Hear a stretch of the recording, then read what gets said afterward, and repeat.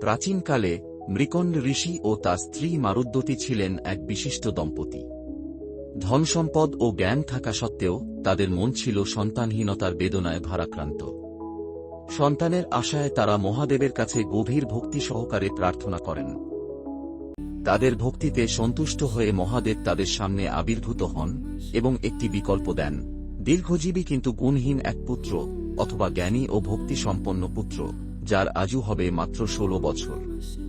দম্পতি দ্বিতীয় বিকল্পটি বেছে নেন। কিছুদিন পর জন্ম হয় এক উজ্জ্বল শিশুর, যার নাম দেওয়া হয় মার্কণ্ডেয়।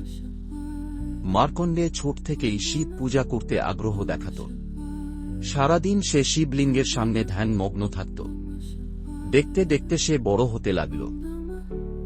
মার্কণ্ডেয় যখন তার 16তম বছরে পদার্পণ করলেন, তার বাবা মা খুবই চিন্তিত হয়ে পড়লেন। তার জীবনের সীমা কাছাকাছি চলে এসেছিল। কিন্তু মার্কণ্ডেয় ছিলেন অটল। তিনি সমস্ত ভয় কাটিয়ে শিবলিঙ্গের সামনে বসে ধ্যানে মগ্ন হয়ে জপ করতে থাকলেন, ওম নমঃ শিবায়। ঠিক সেই দিন যমরাজ তার প্রাণ নিতে এলেন।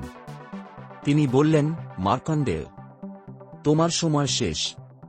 এবার আমাকে তোমার আত্মা নিতে দাও। কিন্তু মার্কণ্ডেয় শিবলিঙ্গ আঁকড়ে ধরে শিবের আশ্রয় প্রার্থনা করলেন। যম তার পাশ ছুঁড়ে মারলেন, যা শিবলিঙ্গকেও ঘিরে ফেলল।